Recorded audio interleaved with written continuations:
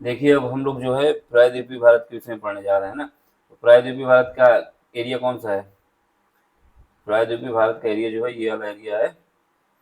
ये पूरा भाग जो हमारा है ये प्रायद्वीपीय भारत का एरिया है। इसमें क्या क्या पढ़ना है? पहले तो इसका विस्तार जो देख लो कहाँ से कहाँ तक है। इसका विस्तार जो है उत्तर पूर्व में आरावली पर्वत, और उत्तर पूर्व में राजमहल पहाड़ियाँ, और उत्तर पश्चिम में आरावली पर्वत। प्रायद्वीपीय भारत बना किससे? गोंडवाना लैंड का हिस्सा है। गोंडवाना लाइन का हिस्सा है प्रायद्वीपीय भारत। ठीक है, तो उत्तर पश्चिम में अरावली पर्वत, और उत्तर पूर्व में क्या है? राजमहल पहाड़ियां हैं। और जो दक्षिण की ओर इसका विस्तार है वो कन्याकुमारी तक है। ठीक, इसके अंतर्गत हमको क्या क्या पढ़ना है? पहला पढ़ना है अरावली पर्वत माला, फिर मालवा का पठार, विंध्य का पर्वत, सतपुड़ा पर्वत, छोटा नागपुर का पठार, कार्डमम पहाड़ियाँ, पश्चिमी घाट, पूर्वी घाट, नीलगिरी पहाड़ियाँ, दक्कन का पठार, अन्नामलाई पहाड़ियाँ, ये सब हमको इसके अंतर्गत पढ़ना है। ये है पूरा प्रायद्वीपीय भारत, इसके विषय में हमको जानकारी लेनी है। ठीक, चलो फिर इसको पढ़ते हैं। तो सबसे पहले हमारा क्या आता है? विंध्य का पर्वत। देखो विंध्य का पर्वत जो है पूरी तरीके से कहाँ पे है? एमपी में है। एमपी मतलब मध्य प्रदेश। ये पूरी तरीके से मध्य प्रदेश के अंतर्गत है। इसके जो पूर्व में है, या पूर्व कहें या फिर ईस्ट, ये भांडेर पहाड़ियाँ हैं। विंध्य पर्वत के पूर्व में भांडेर पहाड़ियाँ और कैमूर पहाड़ियाँ हैं। ठीक, पूर्व में भांडेर पहाड़ी और कैमूर पहाड़ी के नाम से भी जाना जाता है। मतलब विंध्य पर्वत को देखो, पहले तो ये पूरी तरीके किसमें है? एमपी में है। ठीक है, इसका जो विस्तार हुआ है वो भांडेर पहाड़ी और कैमूर पहाड़ी के रूप में, तो इसको ये भी जाना जाता है। इसके बाद क्या है? विंध्य पर्वत में जो है नर्मदा भ्रंश घाटी पाई जाती है। नर्मदा भ्रंश घाटी, यहाँ से नर्मदा नदी निकलती है। इसके दक्षिण में नर्मदा भ्रंश घाटी पाई जाती है। कौन सी घाटी पाई जाती है? नर्मदा भ्रंश घाटी। अब देखो अगला क्या है? सतपुड़ा पर्वत श्रेणी। इसमें क्या है? ये भारत में एकमात्र ब्लॉक पर्वत है। कैसा पर्वत है? ब्लॉक, फोल्डेड नहीं है। ब्लॉक पर्वत कैसे बनता है? जब जो दो चट्टानें आपस में दूर होने लगती हैं, तो ये बीच में जो बन जाता है या जो ऊपर उठ के चला आता है, इस भाग को ब्लॉक कहा जाता है। तो ये भारत में एक ऐसा है एकमात्र ब्लॉक पर्वत है। तो आपसे अगर पूछता है कि भारत में ब्लॉक पर्वत का उदाहरण कौन सा है, तो आप बता देंगे सतपुड़ा की जो श्रेणियां हैं ये हमारे भारत में ब्लॉक पर्वत का एक उदाहरण है, एग्जाम्पल है। ठीक है, दो भ्रंश घाटियों के बीच स्थित पर्वत को ब्लॉक पर्वत कहा जाता है। तो यही हमने बनाया, आपको बताया भी। एक जो दो भ्रंश घाटियां होती हैं उनके बीच में जो स्थित होता है उसको ब्लॉक पर्वत कहा जाता है। सतपुड़ा पहाड़ी का विस्तार कहाँ तक है? देखो सतपुड़ा पहाड़ी आपसे क्वेश्चन पूछ सकता है कि ये कौन कौन से स्टेट में है सतपुड़ा पहाड़ी, तो बताएंगे गुजरात, महाराष्ट्र, ठीक है, और मध्य प्रदेश। गुजरात, महाराष्ट्र और मध्य प्रदेश, तीन स्टेट में सतपुड़ा पहाड़ियों का विस्तार है। गुजरात, महाराष्ट्र और मध्य प्रदेश। सतपुड़ा के उत्तर में क्या है? नर्मदा भ्रंश घाटी, जबकि दक्षिण में क्या है? तापी भ्रंश घाटी। देखो नर्मदा भ्रंश घाटी, जो नर्मदा नदी है, ये दो पर्वतों के बीच बहती है। पहला सतपुड़ा पर्वत जो कि इसके उत्तर में है, और दूसरा विंध्य पर्वत। इनके बीच से जो नदी बहती है वो कौन सी है? नर्मदा। तो ये याद रखना कि सतपुड़ा के उत्तर में है कौन सी? नर्मदा। और इसके दक्षिण में कौन सी? तापी। यानी जैसे ये ब्लॉक बने हुए हैं, एक ब्लॉक दूसरा ब्लॉक, तो यहाँ पे नर्मदा नदी है बीच में। ये नर्मदा नदी है, ऊपर हमारा क्या है? भ्रंश विंध्य पर्वत है, नीचे क्या है? सतपुड़ा पर्वत है। ठीक है, नीचे सतपुड़ा पर्वत है। चलो फिर आगे देखो। इसके बाद क्या है? सतपुड़ा के दक्षिण में कौन सी है? तापी भ्रंश घाटी। कौन सी घाटी है? तापी।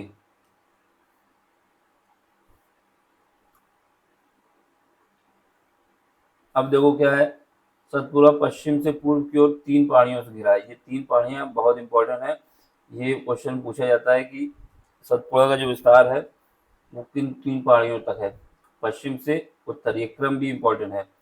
सतपुड़ा पश्चिम से पूरब की ओर, पश्चिम से पूरब की ओर 3 पहाड़ियों के रूप में विस्तृत है। मतलब ये 3 पहाड़ियों के रूप में भाग में विस्तार है, इसका विस्तृत है।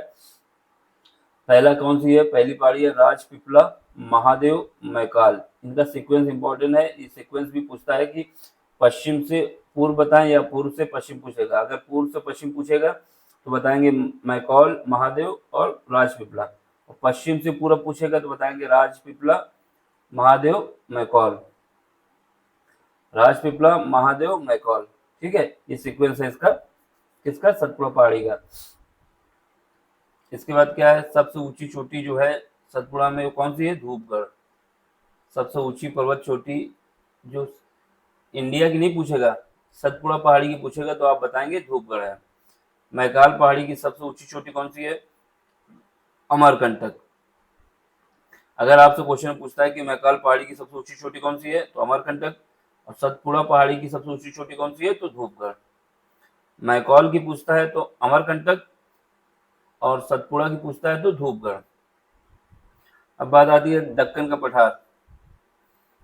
दक्कन का पठार, देखो दक्कन का पठार, ये जो पठार एरिया है ये पूरा, ये पूरा पठार एरिया है। ये डायग्राम में बताया गया, ये मैदानी एरिया है और ये पर्वत। अब हमें इसमें पढ़ना क्या है, दक्कन का पठार। तो दक्कन के पठार की स्थिति, मतलब इसकी प्रेजेंट कहाँ पे है, सतपुड़ा पर्वत, ठीक, पश्चिमी घाट पर्वत और पूर्वी घाट पर्वत के मध्य में है। सतपुड़ा, पश्चिमी घाट और पूर्वी घाट, जो हम बता रहे हैं आपसे, ये जो है ये एरिया है। यहाँ पे कौन सी है, सतपुड़ा, ये पश्चिमी घाट है और ये पूर्वी घाट है। इनके बीच में जो स्थिति है वो हमारी किसकी है, दक्कन का पठार है। दक्कन का पठार तो इसकी स्थिति है, ठीक है। दक्कन का पठार मुख्य रूप से दक्कन ट्रैप की चट्टानों से बना है। किस प्रकार की चट्टान से बना है, दक्कन ट्रैप की। दक्कन के पठार के अंतर्गत ही दंडकारण्य का पठार आता है। ये याद रखना इंपॉर्टेंट है। दंडकारण्य का पठार किसके अंतर्गत आता है, आपसे पूछ सकता है, तो आप बताएंगे कि दक्कन पठार के अंतर्गत आता है दंडकारण्य का पठार। दंडकारण्य का पठार मुख्य रूप से छत्तीसगढ़, कहाँ पे, छत्तीसगढ़ और उड़ीसा में स्थित है। दंडकारण्य का पठार कहाँ पे है, छत्तीसगढ़ और उड़ीसा में है। सबसे पहले तो ये पूछ लेगा कि दक्कन का पठार जो है किस, सॉरी, दंडकारण्य का पठार किस पठार के अंतर्गत आता है, तो दक्कन के पठार के अंतर्गत। दंडकारण्य पठार किस स्टेट में है, तो छत्तीसगढ़ और उड़ीसा में है। दंडकारण्य पठार के अंतर्गत ही बस्तर का पठार आता है। कौन सा पठार, बस्तर का। भारत में 3 का एकमात्र भंडार बस्तर पठार के अंतर्गत है। यानी जो 3 मिलता है ना, ये भारत में केवल बस्तर पठार में ही मिलता है। और बस्तर पठार किसके अंतर्गत है, दक्कन कार्य के पठार। और दक्कन कार्य पठार किसके अंतर्गत है, दक्कन के पठार। तीनों बात याद रखना। दंडकारण्य पठार किसके अंतर्गत है, दक्कन के पठार के अंतर्गत। बस्तर का पठार किसके अंतर्गत है, दक्कन के, दंडकारण्य पठार के अंतर्गत। ठीक है। अब आपसे क्वेश्चन पूछ सकता है कि जो बस्तर का पठार है किसके अंतर्गत है, तो आप दंडकारण्य पठार अगर ऑप्शन में है तो उसको देंगे, दंडकारण्य नहीं है तो दक्कन के पठार के अंतर्गत है। और यहाँ पर क्या पाया जाता है, टिन, टीन पाया जाता है, टिन जो होता है। ठीक है। अब इसके बाद बात आती है महानदी बेसिन की। किसकी, महानदी बेसिन। जो महानदी है उसके बेसिन की बात आती है। इसमें देखो, छत्तीसगढ़ में दंडकारण्य के अंतर्गत उत्तर में और छोटा नागपुर पठार के दक्षिण में घाटी नुमा क्षेत्र है। कौन सा क्षेत्र है, महानदी बेसिन।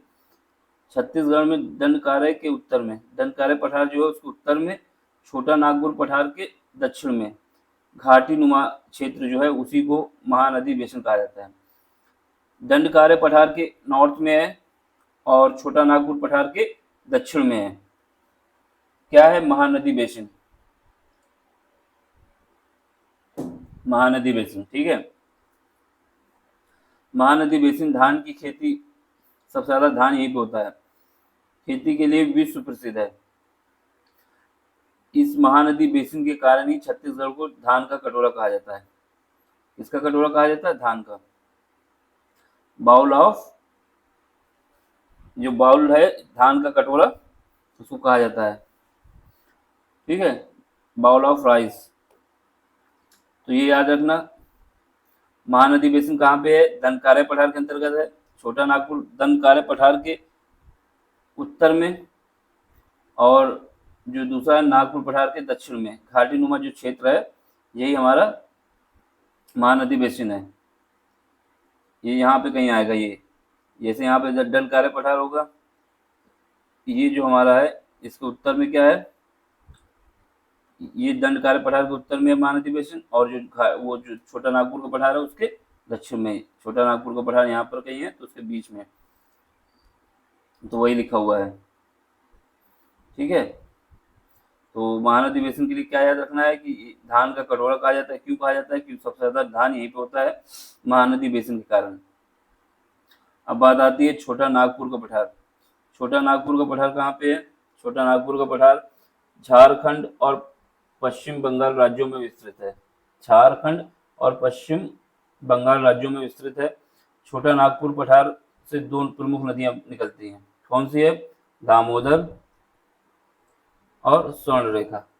दामोदर और स्वर्णरेखा, ये याद रखना। अगर आपसे क्वेश्चन पूछता है कि छोटा नागपुर पठार से कौन सी नदियां निकलती हैं, या फिर कौन कौन सी नदियां निकलती हैं, अगर नदियां पूछता है छोटा नागपुर पठार से कौन सी नदी निकलती है, प्रमुख पूछ रहा है, बाकी हैं तो बहुत सी, तो उसमें दामोदर और स्वर्णरेखा को इंपॉर्टेंस दोगे। अगर ऑप्शन में है दामोदर और स्वर्णरेखा तो उनमें ही ऑप्शन लगाएंगे। दामोदर नदी छोटा नागपुर पठार को दो स्पष्ट भागों में बांटती है। दामोदर नदी जो है छोटा नागपुर पठार को दो भाग में काटती है। पहला भाग होता है उत्तर में हजारीबाग पठार, उत्तर का हजारीबाग पठार कहें या उत्तर में हजारीबाग पठार, और दक्षिण में रांची का पठार। उत्तर में हजारीबाग का पठार, दक्षिण में रांची का पठार। ये क्या है? छोटा नागपुर पठार का विस्तार,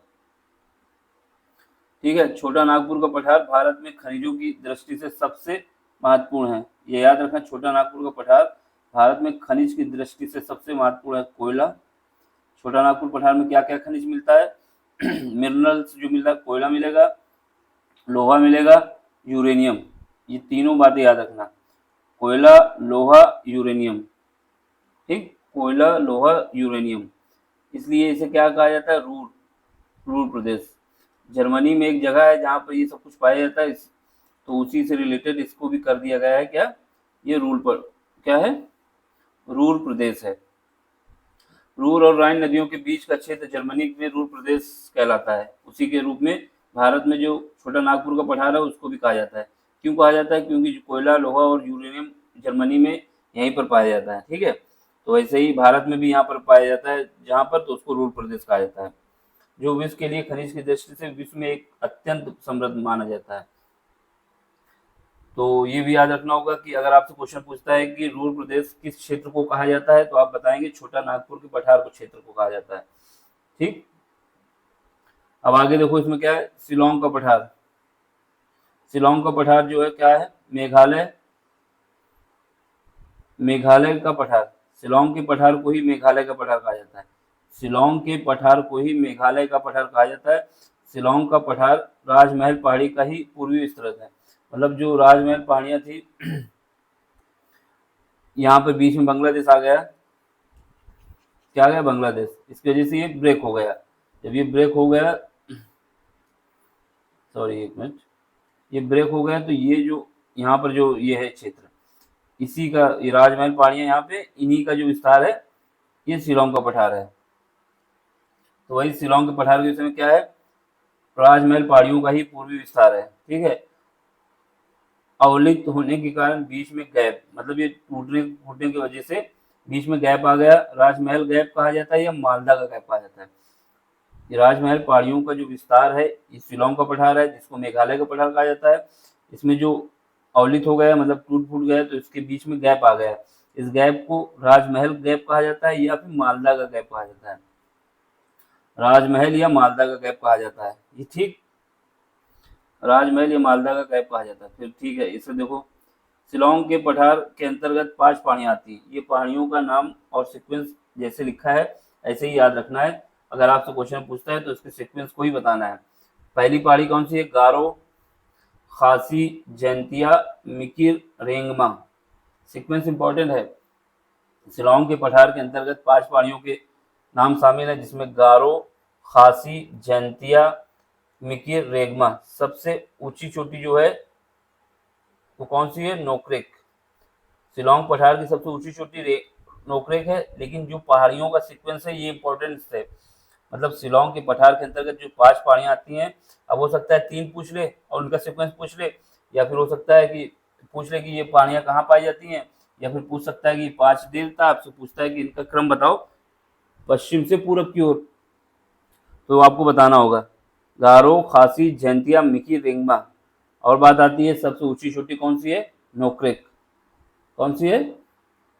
नोक्रेक। देखें अगर सीक्वेंस इसमें है दिखा देते हैं आपको। गारो, खासी, जैंतिया,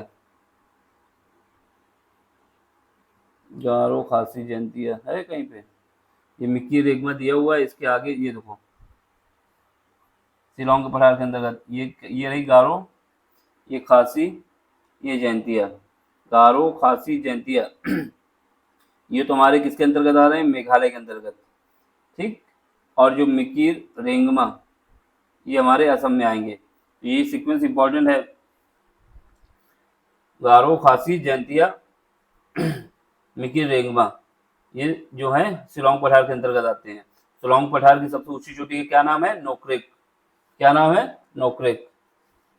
चलो आगे देखो, इसके बाद क्या है? सौराष्ट्र। सौराष्ट्र का एरिया कौन सा है देख लो। यह 3 प्रमुख पहाड़ियों में स्थित है। पहला है मांडवा पहाड़ी, बारदा पहाड़ी, मांडवा, बारदा और गिरी। ये 3 पहाड़ियों के बीच सौराष्ट्र है।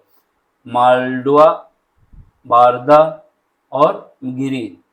मतलब आपसे पूछता है सौराष्ट्र किस पहाड़ियों के बीच में स्थित है, और आपको ऑप्शन देता है मालडवा पहाड़ी, बारदा पहाड़ी और गिरी पहाड़ी। तो आप बताएंगे इन तीनों पहाड़ियों के बीच में स्थित है सौराष्ट्र।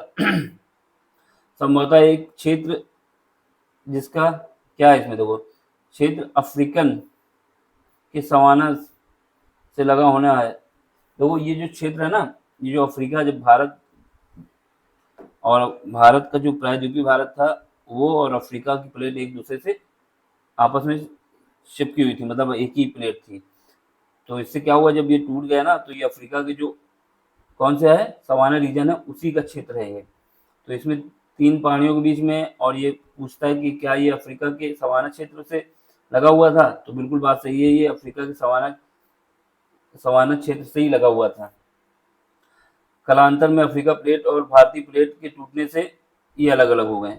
और जब ये क्या हुआ, जब हमने बताया था 33 सागर में प्लेट टेक्टोनिक की क्रिया हुई थी ना, तो ये अफ्रीका प्लेट और इंडियन प्रायद्वीपीय प्लेट टूट गई थी। इसकी वजह से ये उत्तर की ओर बहने लगा, ये आगे अफ्रीका मतलब भारत में मिल गया, यूरेशिया में मिल गया, और अफ्रीका जो है वो नीचे चला गया। तो ये जो है सौराष्ट्र का रीजन, ये हमारा अफ्रीकन प्लेट से ही सटा हुआ था। इसी वजह से सवाना का जो रीजन है इससे संबंधित है ये, ठीक है। इसलिए भारत सहित पूरे एशिया में सिर्फ गिर में ही एशियाई शेर पाए जाते हैं। समझिए, ये दो कई एग्जाम्पल थे, उनमें से एक एग्जाम्पल ये था कि जो गिर एशियाई शेर पाए जा रहे हैं पूरे एशिया में, केवल भारत में ही पाए जाते हैं। अगर ये अफ्रीका से न सटा होता तो गिर के जो है एशियाई शेर नहीं पाए जाते। चलो आगे देखो, इसके बाद क्या है? पश्चिमी घाट की बात आती है। पश्चिमी घाट में क्या है? पश्चिमी घाट पर्वत जो है, पश्चिमी घाट का रीजन कौन सा है? पश्चिमी घाट का रीजन ये है, ये जो रीजन है ये वाला रीजन हमारा पश्चिमी घाट है, ठीक है। अब इसके विषय में पढ़ने जा रहे हैं। पश्चिमी घाट पर्वत न होकर क्या है? कगार है। ये पर्वत नहीं है बल्कि कगार है, ठीक है।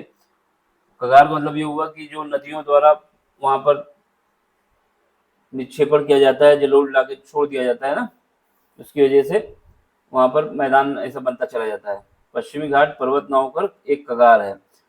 उत्तरी अफ्रीका, उत्तरी अफ्रीकी भूखंड से टूटने से बना है। कौन से? उत्तरी अफ्रीका के भूखंड से टूटने से बना है। ठीक है। पश्चिमी घाट पर्वत प्रमाण है कि अफ्रीकन प्लेट और भारतीय प्लेट में अलगाव हुआ है। देखो ये इसके जो डिजाइन है ना, ये कहाँ है? ये जो डिजाइन है, ये जब हम अफ्रीका की जाके अफ्रीका में सेट करते हैं ना, तो ये उसमें सेट हो जाता है। ये पूरा पार्ट इसमें पूरा फिट हो जाता है यहाँ से लेके। जब ये फिट हो जाता है तो इससे हमको ये पता चल जाता है, बल्कि यहाँ से ऐसे अटैच करेंगे तो ये पूरा उसमें सेट हो जाता है। इस वजह से हमको ये क्या पता चलता है कि ये जो पूरा जो रीजन है ऐसे अफ्रीकन प्लेट में समा जाता है। तो इससे हमें ये अंदाजा मिलता है कि ये अफ्रीका का ही है, पूरी तरीके से मिल जाएगा। तो इससे हमें पता चल जाता है कि ये जो है अफ्रीका प्लेट से ही अलग होके बना है। ठीक है। पश्चिमी घाट पर्वत प्रमाण है कि अफ्रीकन प्लेट और भारतीय प्लेट अलगाव हुआ है, मतलब इनका आपस में पहले आपस में जुड़ी थी, ये अब एक दूसरे से अलग हुई हैं। ठीक है। पश्चिमी घाट पर्वत क्रमबद्ध है। क्रमबद्ध का मतलब है कि लगातार है। ठीक। विस्तार इसका कहाँ से है? पश्चिमी घाट का विस्तार जो माना जाता है वो तापी नदी के मुहाने से लेकर दक्षिण में कैप कैमोरियन तक है। तापी नदी के मुहाने से लेकर इसका जो पश्चिमी घाट का जो विस्तार माना जाता है वो यहाँ से माना जाता है, यहाँ से लेके ये यहाँ तक, इस पूरे रीजन को कहा जाता है पश्चिमी घाट। ठीक है। तो इसका जो तापी कहाँ से स्टार्ट होता है? तापी नदी के मुहाने से शुरू होता है और दक्षिण में कैप कैमोरियन तक जाता है। 1600 किलोमीटर लंबाई है इसकी। कितनी लंबाई है? 1600 किलोमीटर। किसकी? पश्चिमी घाट की।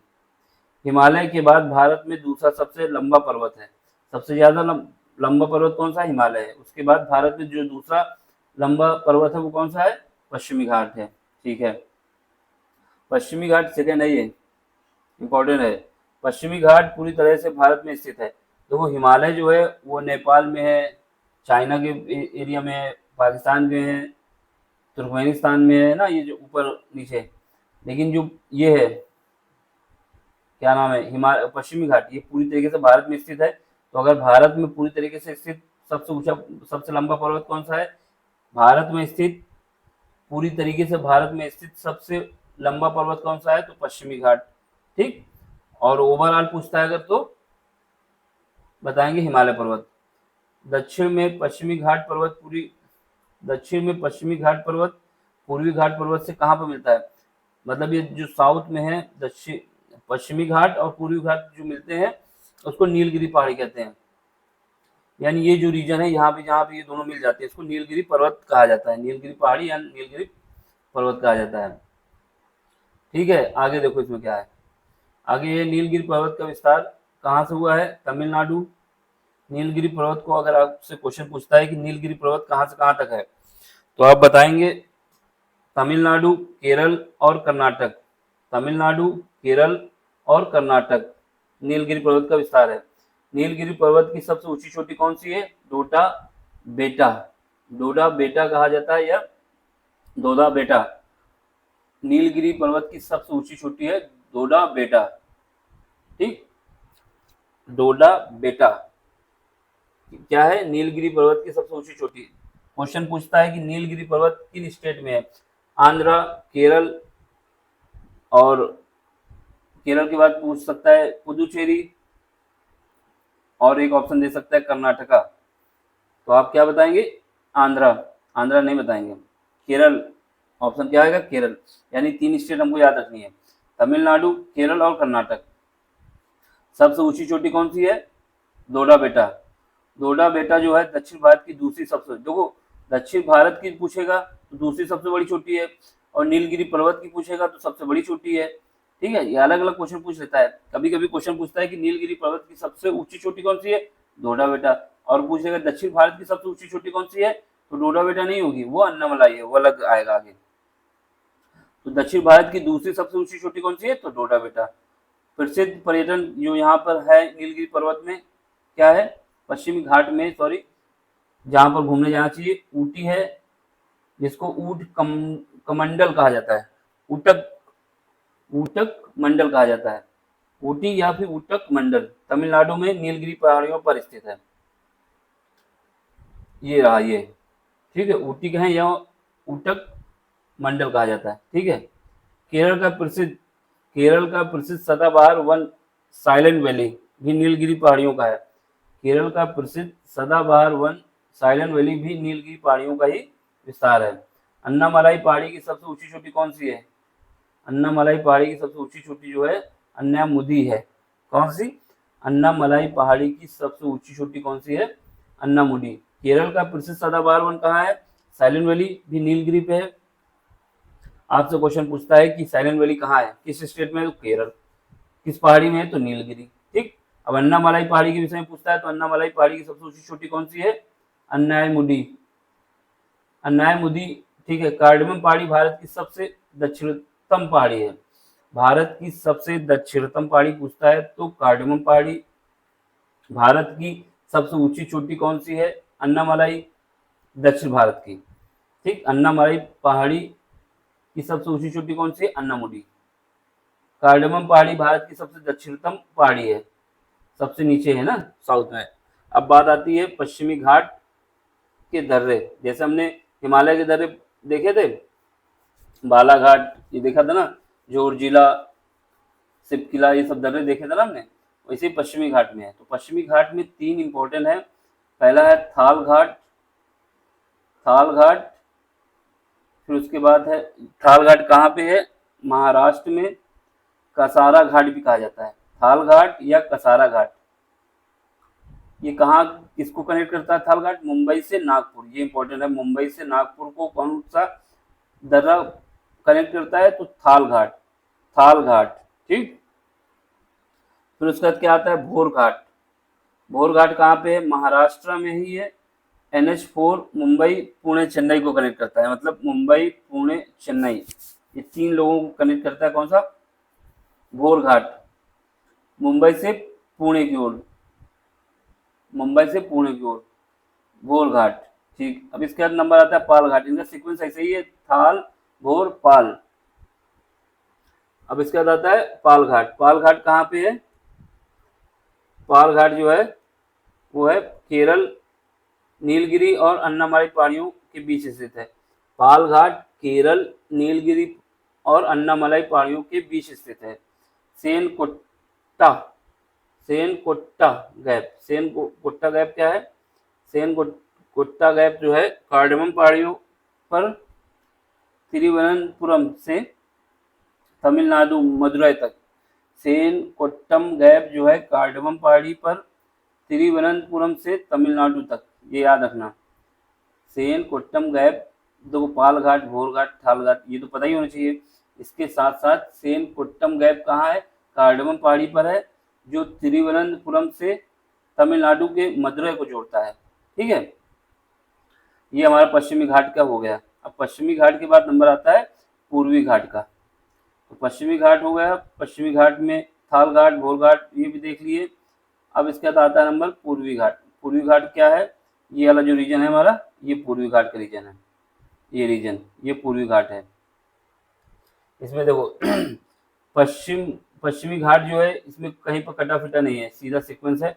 लेकिन पूर्वी घाट कहीं जगह पर टूटा फूटा है। ठीक है, तो यहाँ पे क्या है? पश्चिमी घाट पर्वत की तरह क्रमबद्ध और निरंतर नहीं है। क्यों नहीं है? क्योंकि यहाँ पर गैप बहुत सा है, टूटा फूटा ज़्यादा है। रीजन क्या है? नदियों की लंबाई है वो ज़्यादा है, तो इसमें जब पानी ला के डालती हैं, ये काटती चली जाती है पहाड़ियों को। फिर इसका देखो पश्चिमी घाट, पूर्वी घाट बात चली है। ढाल का अनुक्रम करते हुए बंगाल की खाड़ी में पानी गिराने वाली नदियों द्वारा जगह जगह पर काटा गया। वही है कि यहाँ पे स्लोप भी है, ये ऐसे स्लोप की तरफ है, मतलब जो स्लोप है यहाँ पर हाइट ज़्यादा है, यहाँ पे हाइट कम है। ऊपर से नदियाँ जो ला रही लंबी लंबी, तो इसको काटती चली जा रही है। इस वजह से ये जो है ज़्यादा कटा हुआ क्षेत्र है। तो देखो रीजन बता दिया गया है कि जो बंगाल की खाड़ियों से गिरने वाली नदियों द्वारा जगह जगह पर काटा गया है। यही कारण है कि पूर्वी घाट को अलग अलग राज्यों में अलग अलग नाम से जाना जाता है। इसी वजह से इसको अलग अलग राज्यों में अलग अलग नाम से जाना जाता है। जैसे आंध्र प्रदेश में पूर्वी घाट को क्या कहा जाता है? अन्नामलाई, पालकोंडा और वेलिकोंडा। अन्नामलाई, पालकोंडा और वेलिकोंडा। अन्नामलाई, पालकोंडा और वेलिकोंडा। ये किसके नाम है? ये सब नाम है पूर्वी घाट के। कहाँ पे हैं? आंध्र प्रदेश में। आंध्र प्रदेश में क्या कहा जाता है? अन्नामलाई, पालकोंडा, केलिकोंडा, वेलिकोंडा, सॉरी, अन्नामलाई, पालकोंडा, वेलिकोंडा, ये याद रखना पूर्वी घाट के नाम है। अब इसका तेलंगाना में शेषाचलम पहाड़ी कहा जाता है। तेलंगाना में शेषाचलम पहाड़ी कहा जाता है।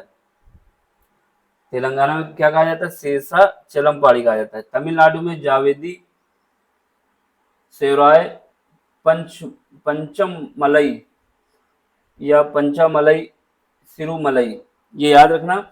ये कहाँ पे नाम है? ये सीक्वेंस में ही लिखे गए हैं, नॉर्थ से साउथ की ओर। ये भी नॉर्थ से साउथ की ओर है।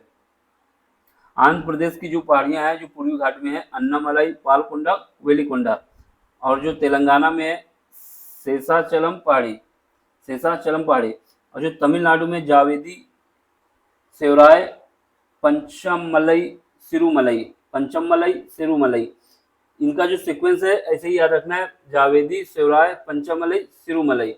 देखो अगर होगा तो यहाँ पे दिखा दे कि, क्योंकि इसका जो सीक्वेंस पूछा जाता है ना, सीक्वेंस ऐसे ही पूछता है। तो यहाँ पर फिलहाल तुमको लगता है नहीं, अभी तो नहीं है। इन पहाड़ियों का सीक्वेंस आपको ऐसे ही याद रखना है। फिलहाल तो इसमें नहीं हमको लगता है, तो अभी तो नहीं है इसमें, बाद में आगे दिखा देंगे। लेकिन इनका सीक्वेंस जो है नॉर्थ से साउथ है, क्या है? जावेदी, शिवराय, जावेदी, शिवराय, पंचमलई, सिरुमलई, पंचमलई और सिरुमलई, इनका सबका सीक्वेंस ऐसे ही याद रखना आपको। अब देखो क्या है, पूर्वी एवं पश्चिमी घाट के मैदान, ये भाग 4 है। इसको जो है अगले लेक्चर में करते हैं, ठीक है। अब हमें जो याद रखना था, पहले तो याद ये रखना था कि पूर्वी घाट का विस्तार कहाँ तक है, ठीक है। फिर उसके बाद हमने बताया आपको, जो ओवरऑल देख लो, तो पूर्वी घाट में क्या है ये सब हमने बताया। विंध्य पर्वत से हमने स्टार्ट किया। विंध्य पर्वत के विषय में क्या बताना है कि ये पूरी तरीके से एमपी में है। फिर उसके बाद इसके पूर्व में हमने बताया कि भाडेर पहाड़ियाँ हैं और कैमूर की पहाड़ियाँ हैं। ये नर्मदा नदी घाटी के भ्रंश में है। इसके दक्षिण में नर्मदा नदी की जो घाटी है वो विंध्य पर्वत के दक्षिण में है। यानी अगर आपसे क्वेश्चन पूछता है कि नर्मदा नदी किन दो पर्वतों के बीच बहती है, तो बताएंगे उत्तर में विंध्य पर्वत है और दक्षिण में सतपुड़ा पर्वत है। ये इंपॉर्टेंट क्वेश्चन है कि पूछा गया है कई बार कि आपको नर्मदा नदी जो है बहती है वो नदी किन दो पर्वतों के बीच में बहती है, तो आप बता देंगे कि विंध्य पर्वत और सतपुड़ा पर्वत के बीच में। कौन उत्तर में है? विंध्य है। दक्षिण में कौन है? सतपुड़ा है, ठीक। अब इसके बाद सतपुड़ा के विषय में बताया जा रहा था कि ये ब्लॉक पर्वत का एक उदाहरण है। भारत में इसके अलावा कोई ब्लॉक पर्वत नहीं पाया जाता। भारत में एकमात्र ब्लॉक पर्वत का उदाहरण कौन सा है? सतपुड़ा पर्वत है। सतपुड़ा ब्लॉक पर्वत है। और इसका सतपुड़ा पर्वत किन स्टेट से विस्तार है? तो गुजरात, महाराष्ट्र और मध्य प्रदेश में। गुजरात, महाराष्ट्र और मध्य प्रदेश में। और अभी हमने आपको बताया कि जो उत्तर में है नर्मदा घाटी, सतपुड़ा पर्वत है। सतपुड़ा के उत्तर में, यानी सतपुड़ा पर पहाड़ी है, उसके उत्तर में नर्मदा घाटी है, जबकि उसके दक्षिण में क्या है? दक्षिण में जो है तापी भ्रंश है। कौन सी है? तापी भ्रंश। तो अब आपसे ये भी पूछ सकता है नर्मदा नदी और तापी नदी के बीच में कौन सा पर्वत है, तो आप बता देंगे सतपुड़ा पर्वत है। नर्मदा और तापी के बीच में कौन सा पर्वत है? तो सतपुड़ा पर्वत है। इसके बाद इसकी 3 पहाड़ियों का क्रम याद रखना है। पश्चिम से पूरब की ओर है जो राजपीपला, महादेव, मैकॉल, ये तीनों सीक्वेंस याद रखने हैं। फिर इसके बाद बात आती है सबसे ऊंची चोटी कौन सी है सतपुड़ा पर्वत की, तो धूपगढ़ है। फिर मैकाल पहाड़ी की सबसे ऊंची चोटी कौन सी है? मैकाल पहाड़ी की, देखो अगर सबसे ऊंची चोटी पूछता है सतपुड़ा पर्वत की कौन सी है, तो धूपगढ़। अब आपसे पूछता है कि मैकाल पर्वत की सबसे ऊंची चोटी कौन सी है, तो अमरकंटक। ये सब याद होना चाहिए। फिर उसके बाद क्या है? दक्कन का पठार की बात आती है। दक्कन के पठार की अवस्थिति क्या है? सतपुड़ा पर्वत और पश्चिमी घाट पर्वत और पूर्वी घाट पर्वत के मध्य में है कौन सा? दक्कन का पठार, जिसको दक्कन ट्रैप भी कहा जाता है। दक्कन पठार के अंतर्गत हमने बताया कि डंकारे का पठार भी इसको कहा जाता है। छत्तीसगढ़ में और उड़ीसा में स्थित है, ठीक है।